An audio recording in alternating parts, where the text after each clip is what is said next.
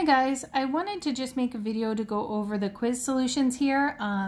There were a few things that I think might be easier to explain out loud versus just with the written solutions, and I want to make sure everybody understands a couple common mistakes here. For number one, it was really well done. A few times there's people who made kind of a little derivative error, which obviously would throw off your solutions, but mostly this one was really well done. Just kind of a clarification that when it asks for the absolute max and min there, that means that it has to be the highest and lowest points within that interval. So the end points have to be considered as well.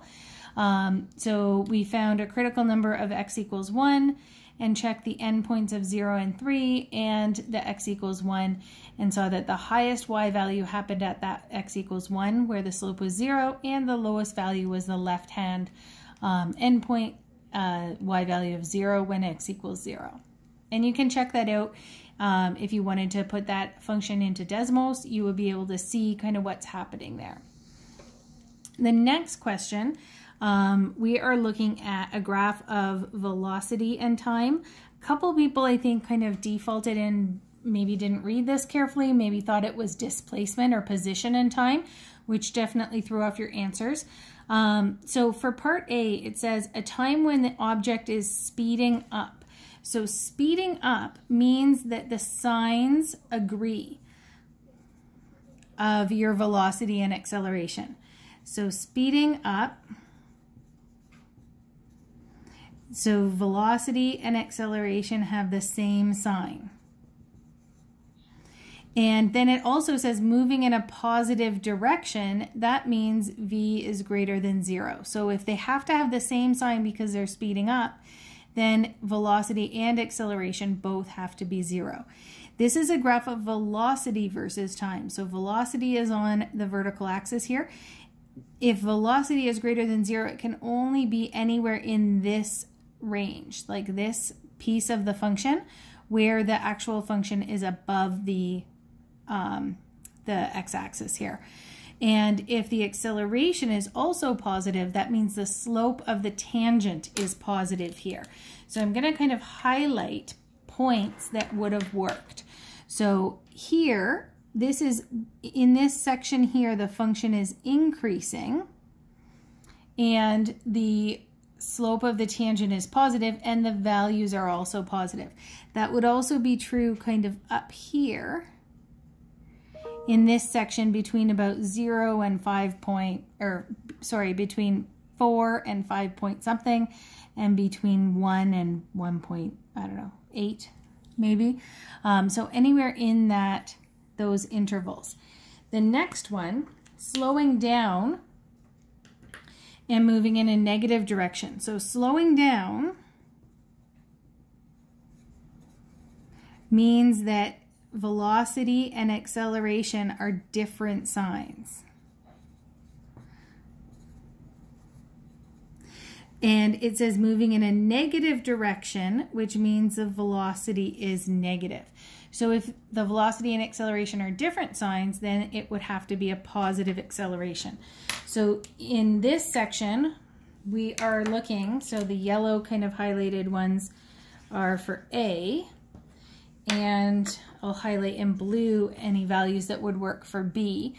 Here we're looking for points where the velocity is in the negative, so in this section or this section, but where the acceleration is positive, so it has to have a positive slope of the tangent. So this is just this section, because over here the slope of the tangent would be negative. So in here, any of these points between 0 and 1 would work for 2B.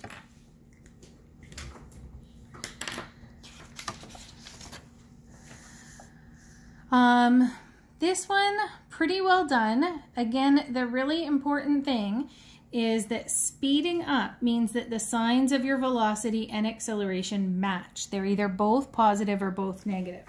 The derivatives here, finding the velocity and acceleration functions, were pretty straightforward. I've got them written there. Fairly simple derivatives. I find this easier to look at from a graphical perspective, but a lot of people also did nice tables looking at where velocity and where acceleration were positive and negative. And I looked at that first as finding kind of the zeros of this. So finding the zeros of velocity would be 0 and 8. And then the zero of acceleration would be at 4. So some people did up kind of a nice table. I'll scoot this up so you can see my graph.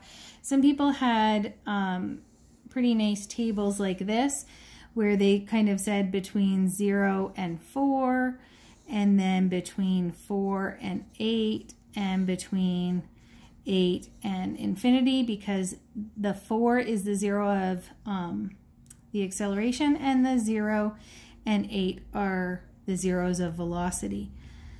And then just kind of looking at what the signs are, which is really what I did from the graph here. So the velocity would be negative for both of those intervals and then positive.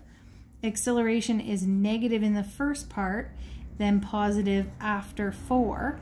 So you can see that where the signs match, that would be speeding up. So this is speeding up in the negative direction, this is speeding up in the positive direction. In between that, in between 4 and 8, it's going to be slowing down. So the correct answer here was between 0 and 4 and after 8. Now, you can also kind of see that from the graph. I graphed the velocity function, graphed the acceleration function, and said, oh, well, in this interval, I see the values of both graphs are negative. Here, velocity is negative, acceleration is positive, and after 8, then they would both be positive. So whatever kind of reasoning you wanted to do there. The last one, it was just to find a single time. So I think a few people emailed to ask questions about that, and I think that I clarified that pretty well on Google Classroom. So here, if it's moving away from the origin, you could have the displacement be negative, the position is negative, and the velocity is negative, or the position is positive and the velocity is positive. So all you had to do was to find a value of t and tell me that either the position and velocity were both negative or the position and velocity were both positive. And then kind of the opposite for this one, if the position was negative, then it would have to move towards the origin, it would have to have a positive velocity, or, I'll put an or up there, or if the position was positive, it would have to have a negative velocity. So all I needed was like t equals whatever the number was, and then say position is this, velocity is this, it has opposite signs, or it has the same signs for that. I hope that helps, hope it makes sense. Please keep emailing me, ask me questions. I am really been impressed with how well you guys are doing and how on top of things you've been staying. So I want to make sure you kind of continue that through this last month. We've got half of this unit and one more to go, so we can do this.